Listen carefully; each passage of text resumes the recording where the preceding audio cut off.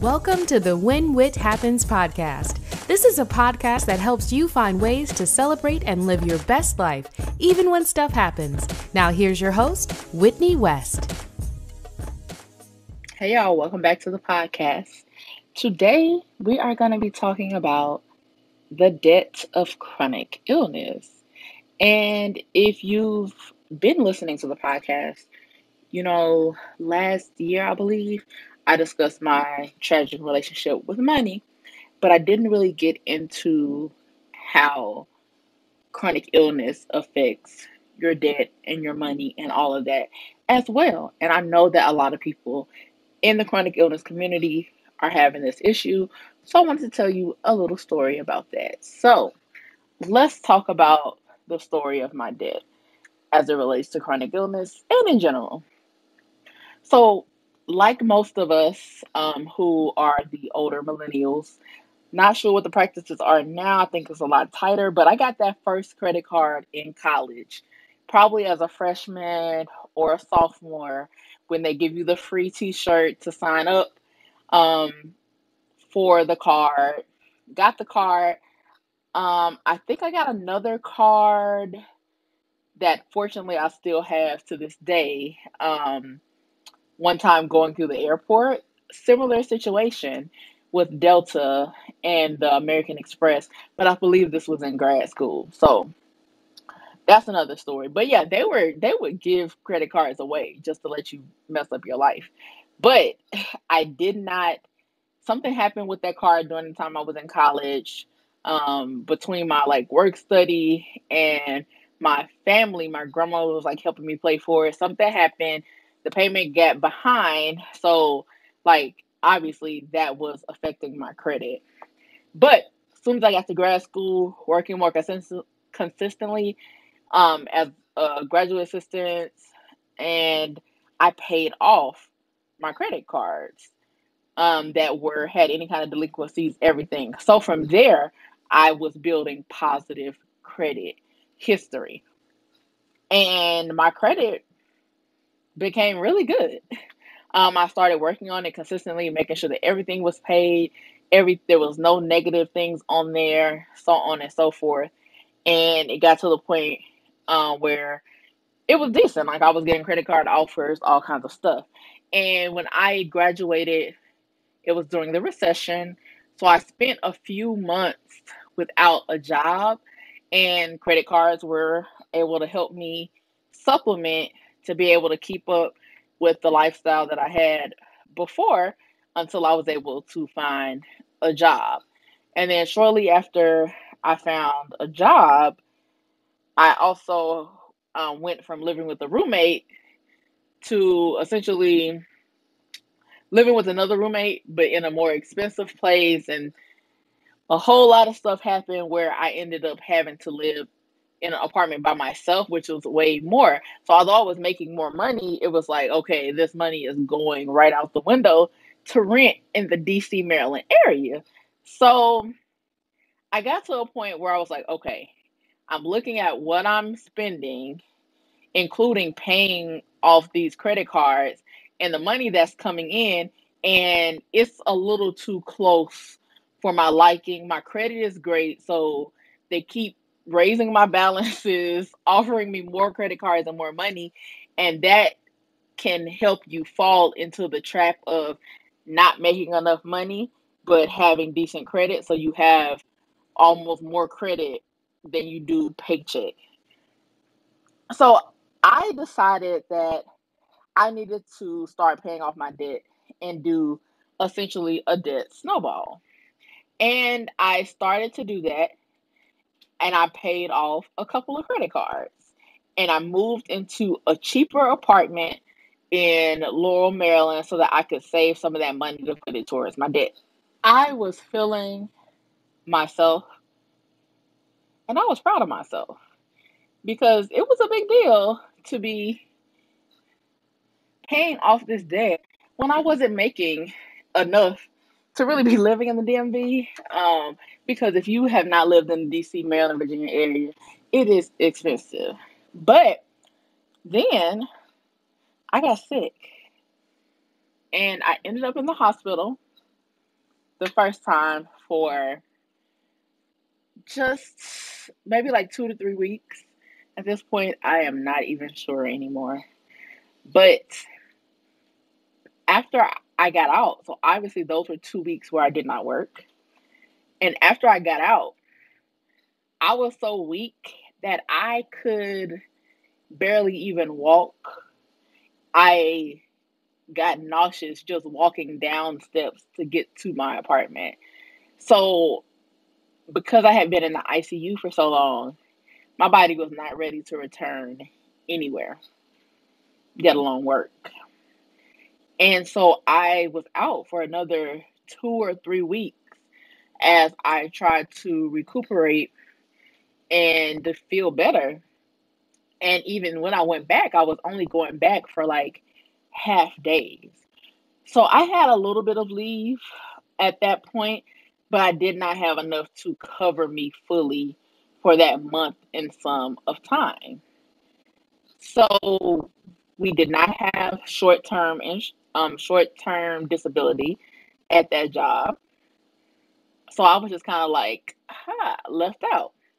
I would have to have been out for 90 days for a disability to kick in. And in hindsight, I probably should have found a way to do that and take time to really figure out what was going on. But at the same time, I needed to pay my bills because even during that short time, I didn't have $1,000 to make my ends meet. After scrapping up whatever I had, looking at whatever credit card extra I had, and borrowing money from like my grandmother and my mother, I was still like $900 short, like 800, 900.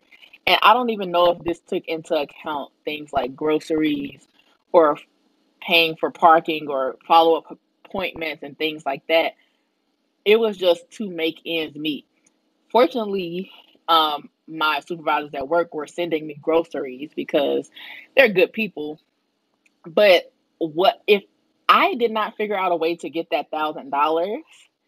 That could have been financial ruin for me. Fortunately, I had a cousin who did and is doing very well. And when he found out, he sent me a check for $1,000 just to cover me. And I don't know where I would be if I didn't have that because I had so many bills coming up that I was going to have to pay for, including medical bills, medications, paying for the oxygen. And on top of that, you just spend money coping. And I don't even mean just coping in terms of like buying things. Of course, I did. Like dessert became my homegirl. After I was diagnosed, mainly after my second hospitalization. After the first hospitalization, I was still like losing weight because obviously when you're on a ventilator for a week and a half, you lose weight. But prior to that, I had been working out pretty hard and eating right, so I was losing weight anyway. And so I just kind of kept that up because at that point I didn't know that I wasn't going to be on this oxygen short term. So I at the second time was like, I want all the cookies, all the dessert, all the ice cream, all the brownies because I needed a way to cope with everything that was going on top of the fact that I was taking a medication that creates hunger, prednisone. So, real, true hunger that you have to feed. And of course, I could have fed it with vegetables, but I just got diagnosed with a chronic illness. I deserve brownies and ice cream. And so I'm buying things like foods and other things at that point, and then I'm also buying things to make myself more comfortable in the new situation. So, the oxygen makes your nose dry. So I'm having to buy things to keep my nose moisturized. I have scars on my body from getting my gallbladder taken out. So I'm having to buy things and creams to like make those better. I'm having to adapt to so many different things and I'm having to buy things to help those new prescriptions, No, then they changed the prescription. So you're halfway through a bought prescription, and now you have to go buy another prescription. And the insurance I had that time was good at paying the hospital bills, but the copays for medications were awful. So I was spending a lot of money on medication, other over the counter medications that weren't covered on the FSA card, but I had blown through the FSA card by that point. If you can imagine, um, my hospital bill was 30, 40, $50,000 the first time. So you can only imagine my copay, I mean, my FSA card was just blown through. And not to mention, the second time I was hospitalized, I also moved. So obviously, I didn't move myself. My friends moved me because I was in the hospital. So when I got out, they had all my things moved, but it was like a day after is when I got out. So no one had time to come back and then unpack everything for me. They had unpacked like the kitchen and a few other things, but I got into my house and I couldn't find things that I need and was unable physically to unpack. So I had to buy a new comforter. I had to buy a new can opener. I had to buy paper plates. I had to get groceries delivered. So many costs, and I was not working. So while at this point, my leave at my job had started over because we got fronted our leave at this job. So I had a few weeks of leave available to use for sick and vacation. So I was able to use most of it to be able to pay for most of my bills. But I was still having to buy all of this new stuff just to get used to it. I had to end up also getting a housekeeper because I could not clean anymore. If I was at the point where I was going to be unable to unpack my apartment, where I was having trouble walking and I was having trouble coping with a new illness, definitely needed somebody to come in and clean up. So being sick is expensive. There is nothing cheap about it. And if you aren't making enough money already, you don't have a good financial background where you have money saved, you don't come from a good family, and you're not partnered. Because let's be honest, being single and having to deal with these costs, having to deal with the emotional labor of it, and having to find ways to cope that might be spending money are all parts of being single and having to deal with this as well. And I was away from my family. So it wasn't like, mama or grandma could just come over or my sisters. They were thousands of miles away. So I am back on my debt journey again. I was on it again last year, obviously, and then kind of took a break towards the end of the year just to focus on, well, actually, towards the middle of last year to focus on saving. And I did really good at saving. And then we got back to the top of this year, and I was like, okay, let's switch back to debt. Then the pandemic happened. And so my mind said, stick with savings, which I did, but I also ended up spending a lot more money. As somebody with a chronic illness, the pandemic is serious business. So I had to make sure that I was covered. Thankfully, I already shopped at places like Sam's. So I had already done a lot of my bulk shopping at the beginning of the year. And I had plenty of cleaning products and things like that because chronic illness, you have to stay healthy and clean up and make sure you don't get sick. But the girl, but your girl needed to fortify the supplies. You hear me? So I made sure I ordered any and everything I could. My Amazon card was probably paid off or I only had like a couple $100 spent on it. Last time I checked, it was over $2,000 on it. which I'm going to pay off shortly. But that was pandemic spending. So another side effect of being home during the pandemic, as most of us know, we had to set up offices in our house.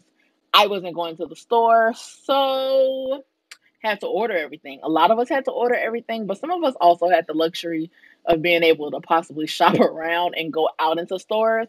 But I did not go out into a physical store until like 3-4 months into the pandemic because, again, chronic illness, immunocompromised. I need these stores to get their business in order before I go out into their stores and trust them.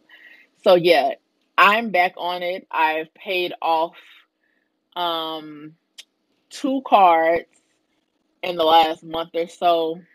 I used some of the money that I saved, and I did save like the stimulus check, so that was part of it. Things like that. My tax refund, all that got saved. So all that money combined with the money that I had saved previously, I kind of momentarily did the avalanche to restart the snowball. So the avalanche is where you pay like the card with the highest interest. So my card with the highest interest was also the card with the highest balance, which was about $6,000. So I paid that card off, as well as one of the smallest card balance, which was about $400 or $500. So I paid the top and the bottom off, and then I'm gonna roll that big payment plus the money from not having to pay student loans because I'm in school. Aside from it being deferred during the pandemic, I'm gonna use that money to restart my snowball, essentially this month. Actually, yeah, this month. Last month I started it a little bit. I paid a couple $100 extra into the card. This month should be much more because we have a 3 paycheck month. So I'm planning to pay off my credit cards as quickly as possible because I don't want anything to happen where I need the money that I should be having in my account and I don't have access to it because I'm having to pay off this debt. Ideally, I like to get to the point where I can have these credit cards paid off and I can have several months of expenses saved in my my savings account, so that in case I'm ever have to get hospitalized again or I have to go in for a procedure or anything like that, I'm not $1,000 away from financial ruin. Being chronically ill is expensive. The setup of the financial game in this country is crazy. That getting sick could end your financial life. But this is where we are, and this is the world that we have to plan for. I can't just sit here and use the fact that I was sick or that the pandemic came and I'm sick on top of that as an excuse to just be in debt and stay in debt. Even if it takes me a while, I can do something about it. No, because of my chronic illness, I can't get another job because that would be taxing on my body unless I found one online, like I'm going to school online, something like that. Um, I can't do the things that other people do to build in that extra income. So I have to be diligent about what is given to me now. And if maybe I get a raise or if I get another job that gives me more money, I'm already primed to do the right thing with the money. So this is the story of how I got into debt and how chronic illness did not help that debt at all.